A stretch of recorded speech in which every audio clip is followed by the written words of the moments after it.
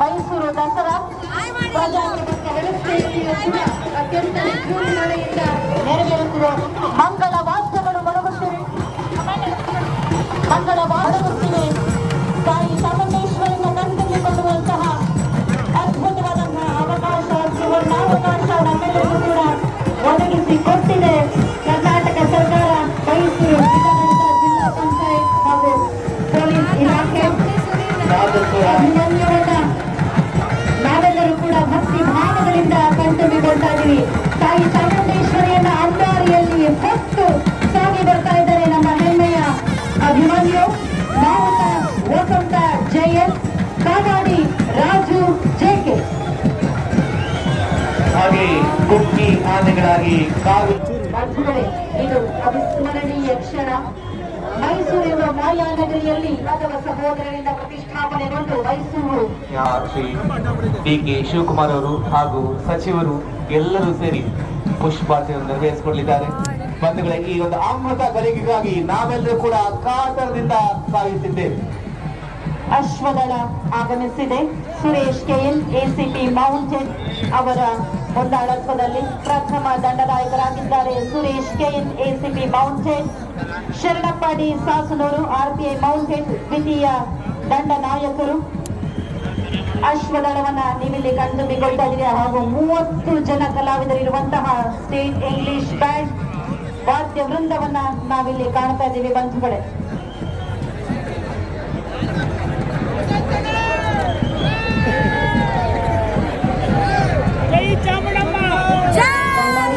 ತಮ್ಮ ತಮ್ಮ ಸ್ಥಾನಗಳಲ್ಲಿ ಕುಳಿತುಕೊಳ್ಳಬೇಕು ಕೋರಿಕೆ.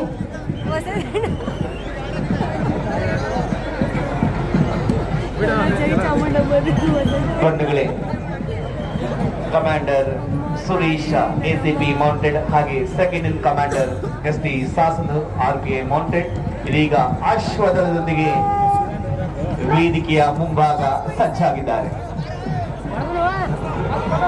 ಬೆಟ್ಟದಿಂದ ಇಳಿದು ಬಂದಿದ್ದಾಳೆ ತಾಯಿ ಚಾಮುಂಡೇಶ್ವರಿ. ಎಲ್ಲರಿಗೂ ಒಳಿತನ್ನ ಉಂಟು ಮಾಡಿ ಸರ್ವರಿಗೂ ಸಕಲ ಅಭೀಷ್ಟಗಳನ್ನ ಪೂರೈಸಲಿ ತಾಯಿ ಚಾಮುಂಡೇಶ್ವರಿ.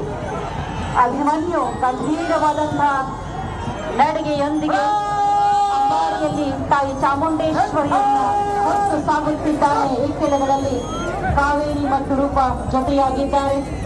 ಬಂಧುಗಳೇ, ಸನ್ಮಾನ್ಯ ಮುಖ್ಯಮಂತ್ರಿಗಳಾದ ಶ್ರೀ ಸಿದ್ದರಾಮಯ್ಯನವರು, ಸನ್ಮಾನ್ಯ ಉಪಮುಖ್ಯಮಂತ್ರಿಗಳಾದ ಶ್ರೀ ಡಿ.ಕೆ. ಶಿವಕುಮಾರ್ ಅವರು, ಮೈಸೂರು ಜಿಲ್ಲಾ ಉಸ್ತುವಾರಿ ಸಚಿವರಾದ ಡಾಕ್ಟರ್ ಎಸ್.ಸಿ. ಮಹದೇವಪ್ಪನವರು, ಕನ್ನಡ ಮತ್ತು ಸಂಸ್ಕೃತಿ ಇಲಾಖೆಯ ಸಚಿವರಾದ ಶಿವರಾಜ್ ಎಸ್. ತಂಗಡಿಗೆ ಅವರು ಎಲ್ಲರೂ ಕೂಡ ಭಾವ ಪರವಶರಾಗಿದ್ದಾರೆ.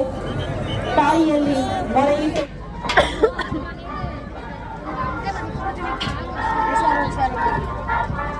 ಅಶ್ವದಳ ಮುಂದೆ ಸಾಗುತ್ತಿದೆ.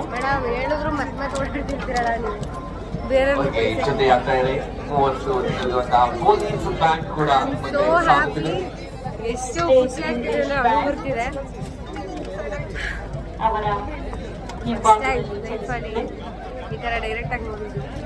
ಪುಷ್ಪಾರ್ಚನೆಯಿಂದ 10 ಮೀಟರ್ ಇಲ್ಲ ಡಿಸ್ಟೆನ್ಸ್ ಅಷ್ಟು ಹತ್ರದಿಂದ ನೋಡಿದ್ವಿ.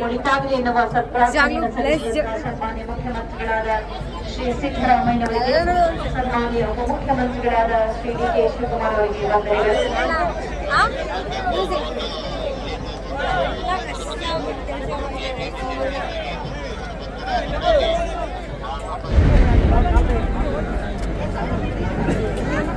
ಪಾಪಾ ಮೇಡಮ್ ಕಾಲ ಹೋಗ್ತಾ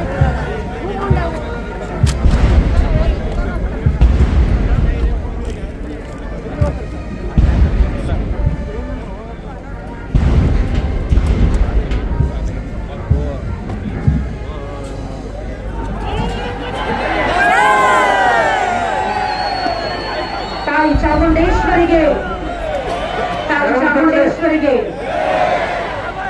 ಇದೀಗ ಮೆರವಣಿಗೆಯನ್ನ ಕೊಂಡೊಯ್ಯಲು ಪ್ರಥಮ ದಂಡನಾಯಕರಾಗಿರುವಂತಹ ಸುರೇಶ್ ಅವರು ಮಾನ್ಯ ಮುಖ್ಯಮಂತ್ರಿಗಳು ಕೋರಿಕೆ ಸಲ್ಲಿಸಿದ್ದಾರೆ.